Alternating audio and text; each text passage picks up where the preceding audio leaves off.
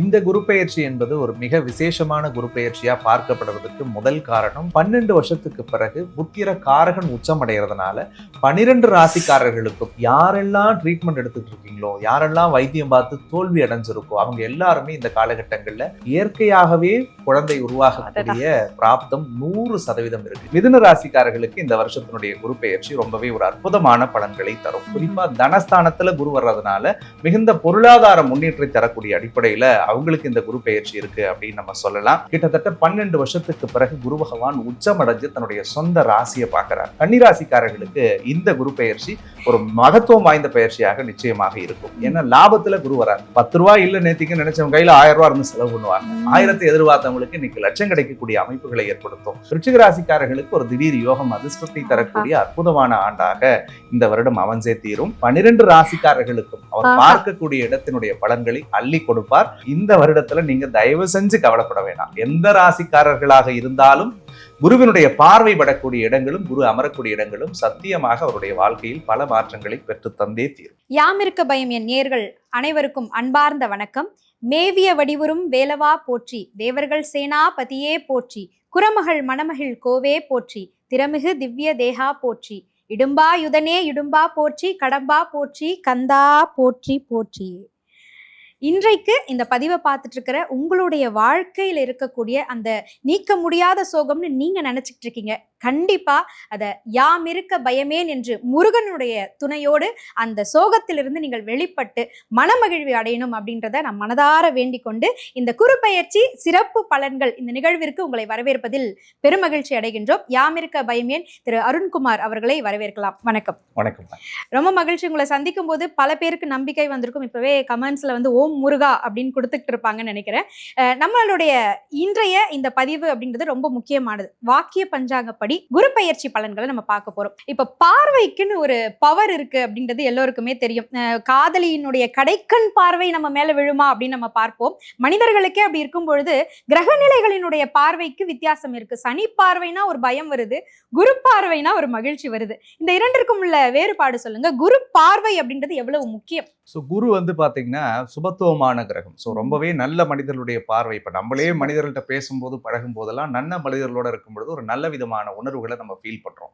ஒரு டாக்ஸிக்கான பீப்புளோட நம்ம பேசணும்னா அந்த என்விரான்மெண்டே நம்மளை போட்டு பாடாப்படுத்தி எடுத்துரும். இப்ப ஜாதக ரீதியா பார்க்கும் பொழுது முழுமையான ஒரு சுப கிரகம் குரு பகவான். அந்த குரு பகவான் பார்க்கக்கூடிய இடங்கள் அப்படின்றது அப்படியே அந்த குரு பார்க்க கோடி பாவங்கள் நிவர்த்தி ஆகும்னு சொல்லுவாங்க பாருங்க. அப்ப எந்தெந்த இடத்துல எல்லாம் பிரச்சனைகளும் போராட்டங்களும் வலிகளும் ஒருவருடைய ஜாதகத்தில் இருக்கிறதோ இந்த குரு அந்த இடங்களை பார்க்கக்கூடிய காலகட்டம் வரும் பொழுது அந்த வழிகள் அத்தனையும் தானாக மாறும். அவர்கள் பாவங்களே செஞ்சிருந்தாலும் கூட நீங்க அழகா சொன்ன மாதிரி ஒரு காதலன் காதலியை பார்க்கக்கூடிய நிகழ்வு நடக்கும் பொழுது ஏற்படக்கூடிய சந்தோஷம் மாதிரி இந்த குரு பார்க்கக்கூடிய இடங்கள் நிச்சயமாக புனிதத்தன்மை அடையும்.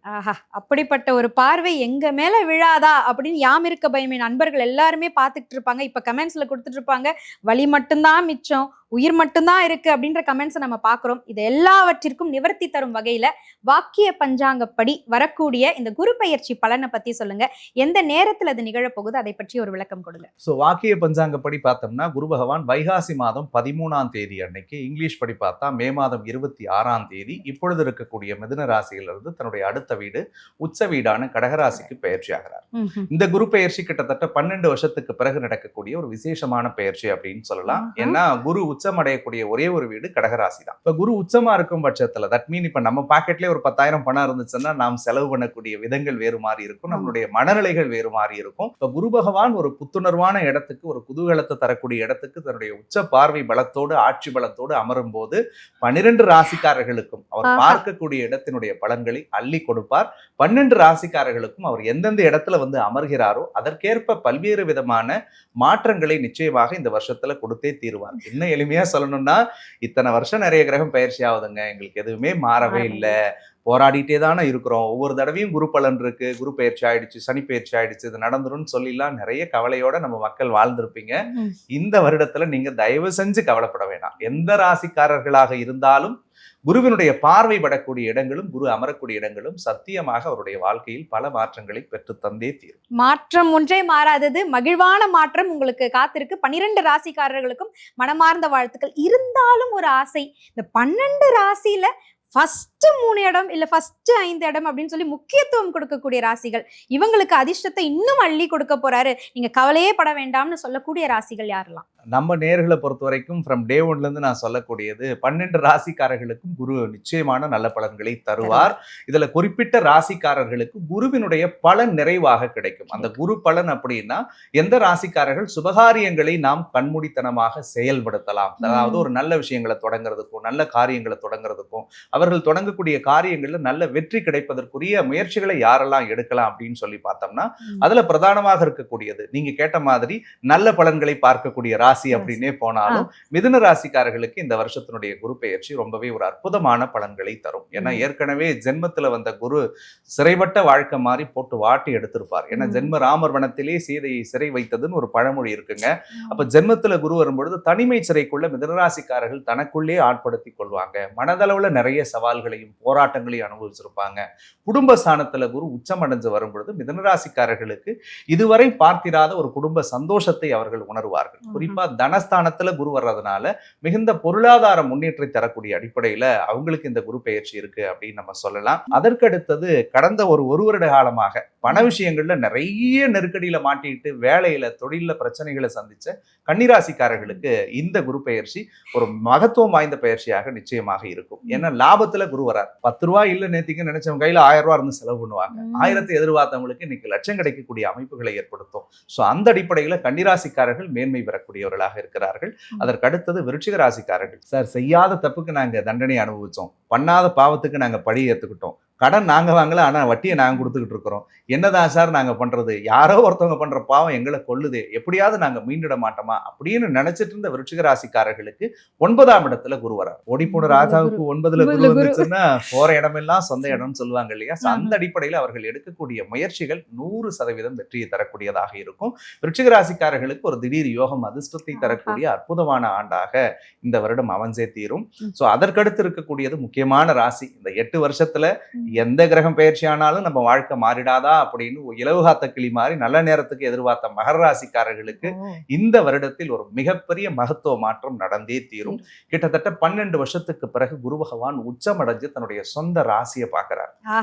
இப்போ வாழ்க்கையே இல்லை, நான் வாழவே முடியல, எனக்குள்ள இருந்த உணர்வு செத்து போச்சு, உறவு செத்து போச்சு, எனக்குள்ள இருந்த என்னுடைய வாழ்க்கையே முடிஞ்சிருச்சு அப்படின்னு நினைச்சிட்டு இருக்கிறவங்களுக்கு ஒரு மிகப்பெரிய வெளிச்சத்தை கடவுள் கொடுத்து ஒரு வாழ்க்கையினுடைய உச்சநிலைக்கு கொண்டு போய் உட்கார வச்சா எப்படிப்பட்ட மனநிறைவை அடைவார்களோ அந்த அடிப்படையில் மகர ராசிக்காரர்களுக்கு ஆறுதலுக்கு 1000 சொல்வதை விட அவர்கள் பட்ட வழிகளுக்கும் கஷ்டத்துக்கும் போராட்டத்துக்கும் ஒரு மிகப்பெரிய நிம்மதியை தரக்கூடிய அடிப்படையில் சத்தியமாக இந்த குரு பெயர்ச்சி அமைந்தே தீரும் அப்படின்னு சொல்லலாம். ஸோ அதற்கு அடுத்தது இந்த லாஸ்ட் பட் நாட் லீஸ்ட் இந்த மீனராசிக்காரர்கள். ஏழரச்சனி ஆரம்பிச்சது ஒரு பக்கம், ஜென்மத்துல ராகு வந்தது ஒரு பக்கம், நிறைய போராட்டங்களை அனுபவிச்சிட்டோம், வெளுத்ததெல்லாம் பாலும் நம்பி வெகுளியா இருந்து ஏமாந்தோம், 4ல குரு வந்ததுல இருந்து பல அலைச்சல்களை ஓடிக்கிட்டே இருந்தோம், எங்கேயாவது ஒரு இடத்துல நாங்க உட்கார்ந்துட மாட்டோமா, எங்களுக்கு ஒரு நிம்மதி கிடைச்சிடாதா அப்படின்னு நினைக்கும் பொழுது ஏழரை சனியினுடைய தாக்கத்தை குறைப்பதற்காகவே பஞ்சமஸ்தானத்துல குரு பகவான் உச்சம் அடைகிறார். ஸோ 5ல குரு உச்சம் அடைகிறது மீனராசிக்காரர்களுக்கு ஒரு மிகப்பெரிய மறுமலர்ச்சியையும் மறு மாற்றத்தையும் இந்த வருடத்துல கொடுக்க போகிறது. சோ மற்ற ராசிக்காரர்கள் எல்லாம் பயப்பட வேணாம், என்ன இந்த ராசிக்கு மட்டும்தான் அப்ப நல்ல விஷயங்கள் இருக்கா சார் நமக்கு சொல்லலையே அப்படின்லாம் தயவு செஞ்சு நினைக்காதீங்க. உங்களுடைய ராசிக்கு குரு பகவான் வரக்கூடிய இடத்தை பொறுத்தும் அந்த குரு பார்க்கக்கூடிய இடத்தை பொறுத்தும் நிச்சயமாக 100% பலன்களை உங்களுக்காகவே பிரத்யேகமாக இந்த உச்ச குரு கொடுக்கறதுக்கு காத்துட்டு இருக்காரு. நிச்சயமா குரு கண்டிப்பா அதை கொடுத்துருவாரு. இருந்தாலும் இப்போ உங்க வார்த்தைகளை கேட்கும்போது அதுவே அவங்களுடைய வாழ்க்கைக்கு வலிமை சேர்க்கும் விதமா அமைந்திருக்கும். மிக்க நன்றி. உண்மையிலேயே மிதுனம், கன்னி, விருச்சிகம், மகரம், அதன் பிறகு மீனம், இந்த 5 ராசிகளை முன்னிலைப்படுத்தி சொல்லியிருக்காங்களேன்னு நினைக்காதீங்க. உங்களுக்கு கூடுதல் பலன்களும் கிடைக்க போகுது. 12 ராசிக்காரர்களுக்கும் குரு பார்வை நல்ல யோகத்தை கொடுக்க போகுது அப்படின்னு ஐயா மிக சிறப்பா சொல்லியிருக்காங்க. மிக்க நன்றி. இப்போ எங்களுக்கு என்னன்னா வழிபாடு செய்யணும், எளிமையா செய்யணும், எங்களுக்கும் இறைவனுக்குள்ள மட்டும் அந்த தொடர்பு இருக்கணும். அந்த மாதிரி எளிமையா இந்த குரு பெயர்ச்சி நடக்கக்கூடிய அந்த தினம் என்ன மாதிரியான ஒரு எளிய வழிபாடு செய்யலாம், எந்த ஆலயத்திற்கு செல்லலாம்? ஸோ குரு பெயர்ச்சியை பொறுத்த வரைக்கும் பெரும்பாலும் நான் சொல்லக்கூடியது தன்னுடைய இஷ்ட தெய்வ கோயிலுக்கு போயிட்டு வழிபடுறது நல்லது. ஏன்னா அவங்க மனசுக்கு பிடிச்சி அவங்க கும்பிடுற கடவுளை தான் தன்னுடைய குருவாக நினைத்து அவர்கள் அத்தனை உத்தரவும் கேட்கறாங்க. எனக்கு முருகனை பிடிக்குது, குரு பெயர்ச்சிக்கு நான் முருகன் கோயில் போறேன், அம்பாளை பிடிக்கிறவங்க அம்பாள் கோயில் போவாங்க. ஸோ அந்த மாதிரி அவர்களுக்கு மனதிற்கு பிடித்த இஷ்ட தெய்வத்தினுடைய திருக்கோவில்களுக்கு அந்த குரு பெயர்ச்சி அன்னைக்கு போயிட்டு ஒரு 2 அகல் தீபம் குரு பகவானை நினைத்து, குருவாக உங்களுடைய இஷ்ட தெய்வத்தை நினைத்து ஆத்மார்த்தமாக இந்த குரு உச்சத்துக்கு வரார், எங்க வாழ்க்கையும் உச்சமடைய வைங்க அப்படின்னு சொல்லி அவர்கள் மனதார நீங்கள் பிரார்த்தனை செய்யும் பொழுது நிச்சயமாக மேன்மைக்குரிய பலன்களை கடவுள் கொடுப்பார். உண்மையிலேயே தகப்பனுக்கே பாடம் சொன்ன ஞான குருவாய் திகழ்ந்தவர் தான் முருகப்பெருமான். ஆமா. அவருடைய தீவிர பக்தர் நீங்க. அருண்குமார் அவர்கள் குரு பெயர்ச்சி அன்று எந்த ஆலயத்தை தேர்வு செய்து செல்வார்? சென்னையில இருந்தா எந்த ஆலயத்துக்கு போவீங்க, இல்ல நம்ம தமிழ்நாட்டுல எந்த ஆலயத்திற்கு போவீங்க? முருகர் ஆலயம். குரு பெயர்ச்சி முருகன் ஆலயத்துக்கு போகணும்னு நினைக்கிறத விட நான் குரு பெயர்ச்சி ஆகிற அன்னைக்கு சிவபெருமானுடைய திருக்கோவிலுக்கு சென்று வழிபடுவது என்னுடைய வழக்கம். ஏன்னா கடவுளுக்கெல்லாம் மூலவராக திகழக்கூடியது எம்பெருமான் ஈசன் அப்படின்னு நான் நினைக்கிறேன். என்னதான் முருகன் மீது அதீத பற்று, காதல், பக்தி இருந்தாலும் கூட ஒரு எம்பெருமானை பார்த்துட்டா ஒரு பிரின்சிபலை பார்த்த மாதிரி, முருகன் நமக்கு ஹெட்மாஸ்டரா இருந்தாலும் சிவபெருமானுடைய திருக்கோவிலுக்கு சென்று வழிபடுவது ஒவ்வொரு கிரக பெயர்ச்சியின் போதும், அது குரு பெயர்ச்சின்னு இல்லைங்க, எந்த கிரகம் பெயர்ச்சி ஆனாலும் சிவபெருமானுடைய திருக்கோவிலுக்கு சென்று அவருடைய பாதத்தை இறுகமாக பற்றும் பொழுது நவ கிரகத்தினுடைய பாதிப்புகளும் குறையும் அப்படின்றது எனக்கு ஒரு ஆழ்ந்த நம்பிக்கை. ஒவ்வொரு வருடங்களும் சிவன் கோயில் எந்த ஊர்ல இருந்தாலும் சரி, எந்த சிவனாலயம், குறிப்பா இந்த கோயில் அப்படின்லாம் இல்ல, எனக்கு எந்த சிவன் கோயில் குடிச்சாலும் பக்கத்துல இருந்துச்சுன்னா போயிடுவேன். இப்ப உங்க மனசுல எந்த ஆலயம்? அண்ணாமலையார் கோயில் தான். அதுல மாற்றுக்கிறதே கிடையாது. திருவண்ணாமலை நினைத்தாலே முக்தி தரக்கூடிய ஒரு அற்புதமான தலம். அது மனதார அண்ணாமலையாரை நினைச்சு வழிபட்டுட்டா, அந்த மலையை ஒரு முறை சுத்தி வந்துட்டா மனசுல இருக்கக்கூடிய அத்தனை பாரங்களும் குறையும் அப்படின்றத ஆத்மார்த்தமா சின்ன பிள்ளையில இருந்து உணர்ந்தவன் அப்படின்ற அடிப்படையில அண்ணாமலையாரை ரொம்ப பிடிக்கும். சோ அதனால அண்ணாமலையார் திருக்கோயில் செல்றது வழக்கம். அண்ணாமலையாரை மனசுல நினைச்சுக்கிட்டு நீங்க அந்த ஆலயத்திற்கு குரு பெயர்ச்சி தினத்தன்றுதான் செல்ல வேண்டிய அவசியம் இல்லை. நெரிசலில் சிக்கி அங்கு போய் வந்து கஷ்டப்படுறதை விட்டுட்டு பக்கத்துல இருக்கக்கூடிய சிவன் ஆலயத்திலேயே அண்ணாமலையாரை நினைச்சுக்கிட்டு சுத்தினீங்கன்னா அங்கிருந்து இறங்கி வந்து அவர் உங்களுக்கு நிச்சயமா அருள் செய்வாரு. வாய்ப்பு கிடைக்கும் போது ஐயா சொன்னது போல திருவண்ணாமலை போய் கண்டிப்பா ஒரு முறை தரிசனம் செய்யுங்கள். இந்த சிறப்பான குரு பெயர்ச்சி பலன்ல பொதுவான 2 கேள்வி இருக்கு. அதுல முதலாவதான கேள்வி என்ன அப்படின்னா, நிறைய பேர் வீட்டுல எவ்வளவு செல்வம் இருந்தாலும் ஒரு செல்வம் இல்லைன்னு வச்சுக்கோங்களேன், அந்த வீடே விரிச்சோடி போயிடும். அது என்னன்னு எல்லோருக்குமே தெரியும். தாய்மையை எதிர்நோக்கி இருக்கக்கூடிய அந்த குழந்தை செல்வம். இந்த குழந்தை செல்வத்தை அள்ளி அள்ளி தரக்கூடிய, பெற்றுக்கொள்ளக்கூடிய பாக்கியம் கொண்ட ராசிகள் இந்த குரு பெயர்ச்சிக்கு பிறகு எந்த ராசிகள் அமைய இருக்கு? இந்த குரு பெயர்ச்சி என்பது ஒரு மிக விசேஷமான குரு பெயர்ச்சியா பார்க்கப்படுறதுக்கு முதல் காரணம், ஜாதகத்துல நவகிரகங்கள்ல புத்திர காரகன் அப்படின்னு சொல்லக்கூடியது குரு பகவான் தான். ஒரு ஜாதகத்துல குரு பகவான் உச்சம் அடைந்திருந்தாலோ, ஆட்சி அடைந்திருந்தாலோ, அல்லது வலுவான இடத்திலிருந்து புத்திரஸ்தானத்தை பார்த்தாலும் கண்டிப்பாக அவர்களுக்கு புத்திர பேர் உருவாகும். இந்த குரு பெயர்ச்சியில கடவுளுக்கே நன்றி சொல்லக்கூடிய அடிப்படையில் அமையிறது என்னன்னா, 12 வருஷத்துக்கு பிறகு புத்திர காரகன் உச்சம் அடைகிறதுனால 12 ராசிக்காரர்களுக்கும் கடவுளுடைய அருளோடு யாரெல்லாம் ட்ரீட்மெண்ட் எடுத்துட்டு இருக்கீங்களோ, யாரெல்லாம் வைத்தியம் பார்த்து தோல்வி அடைஞ்சிருக்கோ, அவங்க எல்லாருமே இந்த காலகட்டங்கள்ல சத்தியமாக நீங்கள் முயற்சி செய்யுங்கள். இயற்கையாகவே குழந்தை உருவாகக்கூடிய பிராப்தம் 100% இருக்கு. இதை நான் இந்த ராசி அந்த ராசின்னு சொல்லி கேட்டகரைஸ் பண்ண விருப்பப்படல. 12 ராசிக்காரர்களும் திருமணமாகி புத்திர பாக்கியை எதிர்பார்த்து காத்திருந்தவர்கள் யாராக இருந்தாலும் புத்திர பேரும் புத்திர பாக்கியமும் சத்தியமாக கிடைக்கும். அதை நீங்க நல்ல விதமா பயன்படுத்திக்கணும்ன்றது என்னுடைய ஒரு அன்பு வேண்டுகோள். அதை மட்டும் நீங்க ஃபாலோ பண்ணுங்க. கேள்விக்கான காரணம் என்னன்னா, புத்திர பாக்கியம் இல்ல அப்படின்றத விட அது இல்லையேன்னு சொல்லக்கூடிய வார்த்தை தான் நிறைய கணவன் மனைவியை வந்து வழி ஏற்படுத்தியிருக்கும். இந்த நிகழ்ச்சியை, இந்த பதிவை பார்த்துட்டு இருக்கக்கூடிய நிறைய பேர் அம்மா அப்பா அப்படின்னு உங்களை கூப்பிடுவதற்கான ஒரு உயிர் வரப்போகிறது. அது 12 ராசிக்கும் உரியது அப்படின்னு சொல்லியிருக்கீங்க. இதற்கென்று தனியேனும் ஏதேனும் வழிபாடு மேற்கொள்ள வேண்டி இருக்குங்களா? கண்டிப்பாக இருக்கிறது. ஒருடைய சுய ஜாதகத்துல 5வது வீடு புத்திர ஸ்தானத்துக்குரிய கிரகம் எந்த கிரகமாக வருகிறதோ அந்த கிரகத்துக்குரிய வழிபாடுகளை செய்யும் பொழுது அது ஒரு மிகச்சிறந்த பலன்களை தரும். பொதுவான வழிபாடா நம்ம பார்க்கப்படும் பொழுது சஷ்டி திதியில முருகப்பெருமானை மனம் நிறைந்த விரதம் இருக்கும் பொழுது கண்டிப்பாக அவருடைய கருவறைன்னு சொல்லக்கூடிய கர்ப்பப்பையில குழந்தை தங்கும் அப்படின்றது ஒரு அதிகாலம் தொட்டு சொல்லக்கூடிய ஒரு வழிபாடு. அந்த வழிபாடை இவர்கள் மனம் நிறைந்து செய்தால் சத்தியமாக முருகப்பெருமானை குழந்தையாக பிறப்பார்கள். 2வது அழகா ஒரு வார்த்தை சொன்னீங்க, குழந்தை இல்லைன்னு சொல்லி அவங்க வருத்தப்படுறது தான் ரொம்ப அதிகம்னு சொல்லி. நான் சமீப காலகட்டங்களில் ஜாதகம் பார்க்கும் பொழுது இந்த புத்திர பாக்கியத்துக்கு நிறைய தாய்மார்களும் தம்பதியர்களும் ஜாதகம் பார்த்து வருத்தப்படுவாங்க. பட் நான் அன்போட உங்களுக்கு சொல்றேன், என் அனுபவத்துல ஒரே ஒரு விஷயத்த நம்ம யாமிருக்கு வயமின் வாயிலா பதிவு பண்றேன். நிறைய பேர் 40 வயசை கடந்துட்டோம், 45 வயசை கடந்துட்டோம், எங்களுக்கு குழந்தை இருக்காதோ அப்படின்லாம் வருத்தப்படுறீங்க. சத்தியமா அப்படிலாம் இல்லை. கல்யாணம் ஆன உடனே இத்தனை வருஷத்துல தான் குழந்தை இருக்கணும்ன்றதெல்லாம் எந்த விதிகளும் அல்ல. மருத்துவர்களால் கைவிடப்பட்டவர்கள் பல பேர்த்துக்கு சுகப்பிரசவத்துல தானா இயற்கையா கருவுட்டு இருந்தாங்க. அதுக்கு ஒரு பேர் உதாரணம். ஒரு முறை நான் திருச்செந்தூர் கோயில் போயிட்டு சாமி கும்பிட்டு கார்ல டிரைவ் பண்ணிட்டு வந்துட்டு இருக்கேன். அப்புறம் திடீர்னு ஏதோ ஒரு ஃபோன் வருது, நான் அட்டன் பண்றேன். இப்போ நம்ம கிளைண்ட் ஒருத்தர் பேசுறாங்க, சார் இந்த மாதிரி உங்க வீடியோ தான் அருணண்ணா நான் பார்த்துக்கிட்டே இருப்பேன். அக்காவுக்காக நான் தொடர்ந்து 6-7 வருஷமா நம்ம சேனல் ஆரம்பிச்சதுல இருந்து பார்க்குறேன். நீங்க அப்ப சொல்லுவீங்க, அக்காவுக்கு வந்து நான் ஜாதகம் பார்த்துருந்தேன். கண்டிப்பா குழந்தை வரும், குழந்தை வரும்னு சொல்லிக்கிட்டே இருந்தீங்க. எங்க அக்காவுக்கு கல்யாணம் ஆகி 7 வருஷம் குழந்தை இல்ல.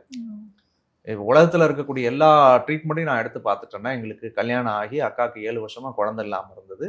கடவுள் புண்ணியத்துல குழந்தை அக்காவுக்கு பொறந்துருச்சு அப்படின்னு சொல்லி அடுத்தவர் சொன்ன விஷயம் தான் எனக்கு ஆச்சரியமா இருந்தது. 7 வருடங்களாக ட்ரீட்மெண்ட் எடுத்து ஒரு குழந்தை பொறந்ததுக்கு பிறகு 7வது மாசத்திலேயே அக்கா இன்னொரு குழந்தைக்கு கன்சீவ் ஆயிட்டாங்க அப்படின்னா. அது அது என்னால் நம்பவே முடியல. இது எதுக்காக இந்த வார்த்தையை சொல்ல வந்தேன்னா, குழந்தை பேரை நீங்க நினைச்செல்லாம் கடவுள் கொடுக்க மாட்டார். அவருக்கு தெரியும். தயவு செஞ்சு சொல்றேன், நீங்க அதை நினைச்செல்லாம் வருத்தப்படாதீங்க. உங்களுக்குள்ள இருக்கக்கூடிய தாழ்வு மனப்பான்மையை தயவு செய்து இன்றோடு தூக்கி போடுங்க. குழந்தை உங்களுக்கு கடவுள் கொடுக்கணும்னு நினைச்சா 48 வயசுல கூட கொடுப்பார். பெண்களுக்கு அது மாதவிடாய் முடியக்கூடிய நேரமா இருக்கும்லாம் பல பேர்லாம் பயமுறுத்துவாங்க. சத்தியமா அப்படிலாம் கிடையாது. பல பேர் 35 வயசு ஆயிடுச்சு, 40 வயசு ஆயிடுச்சு, அதனால குழந்தை உங்களுக்கு இருக்காது அப்படின்லாம் சொல்லுவாங்க. அதெல்லாம் தயவு செஞ்சு கவலைப்படாதீங்க. அதே மாதிரி இன்னைக்கு பெரும்பாலான பெண் பிள்ளைகள் சந்திக்கக்கூடிய இந்த ஹார்மோனல் இம்பேலன்ஸால வரக்கூடிய நீர்க்கட்டி பிரச்சனைகள் பெரும்பாலும் எந்த குழந்தைக்கு கருவுறலன்னு சொல்லி டாக்டர் பார்க்க போனாலும் உங்களுக்கு நீர்க்கட்டி இருக்கு அப்படின்னு சொல்றாங்க. எதனால வருது? மன அழுத்தம், மனப்பதட்டம், மனக்குழப்பம், இல்லையேன்னு சொல்ற ஏக்கம். அது தேவையே கிடையாதுங்க. நீங்க மனதார நினைங்க, சத்தியமாக கடவுள் உங்களுக்கு கொடுப்பார். குழந்தை விஷயத்தை பொறுத்த வரைக்கும் ஒன்னே ஒன்று சொல்வேன். எல்லாத்துக்கும் நான் பொதுவா சொல்றது ஒண்ணு, எண்ணங்கள் தான் வாழ்க்கையில செயலாக மாறும். எந்த ஒரு விஷயங்களும் நமக்கு இல்ல நினைச்சு நீங்க வருத்தப்பட திரும்ப கடவுள் அதைத்தான் உங்களுக்கு கொண்டு போய் சேர்ப்பான். ஆனா இன்னையில இருந்து உங்களுடைய எண்ணங்களை மாற்றுங்கள். உங்கள் மனதிற்கு பிடித்த மாதிரி உங்க வீட்டுல மழலை செல்லமாக முருகப்பெருமானே பிறப்பார். இது சத்தியம். அதனால பாஸ்ட் இஸ் பாஸ்ட். கடந்தது எதுவாக இருந்தாலும் தயவு கூர்ந்து நீங்கள் தூக்கி போட்டுட்டு என்னையில இருந்து அந்த கேள்வியை கேட்ட உங்களுக்கு ஒரு பெரிய நன்றி சொல்லணும்னு நான் நினைக்கிறேன். ஏன்னா நிறைய தாய்மார்கள், அது ஒரு வழி தானே. அடுத்த விட்டு பிள்ளையெல்லாம் பார்க்கும் பொழுது தூக்கி கொஞ்சம் போதெல்லாம் வார்த்தைகளால் சொல்லி விவரிக்க முடியாத ஒரு வழி அந்த குழந்தை பாக்கியம் அப்படின்றது சத்தியமாக கிடைக்கும். நல்லபடியா முயற்சி பண்ணுங்க, கண்டிப்பா உண்டு உங்களுக்கு. இந்த உச்சகுரு பெயர்ச்சி நிச்சயமா 12 ராசிகளுக்கும் குழந்தை பாக்கியத்தை கொடுக்கும்னு சொல்லியிருக்காங்க. சஷ்டி திதியில் இருங்கள், கண்டிப்பாக உங்கள் அகப்பையில் அந்த முருகனே வந்து பிறப்பார் அப்படின்னு சொல்லியிருக்காங்க. வாழ்த்துக்கள். அடுத்து ஒரு பொதுவான கேள்வி, இந்த குரு பெயர்ச்சிக்கு பிறகு உலக நன்மை அப்படின்றது எப்படி இருக்கும்? ஏன்னா உலகத்துல இப்ப பல இடங்கள்ல இந்த அமைதியின்மையே தான் நிலவிக்கிட்டு இருக்கு. இதனுடைய மாற்றம் அப்படின்றது நிகழுமா?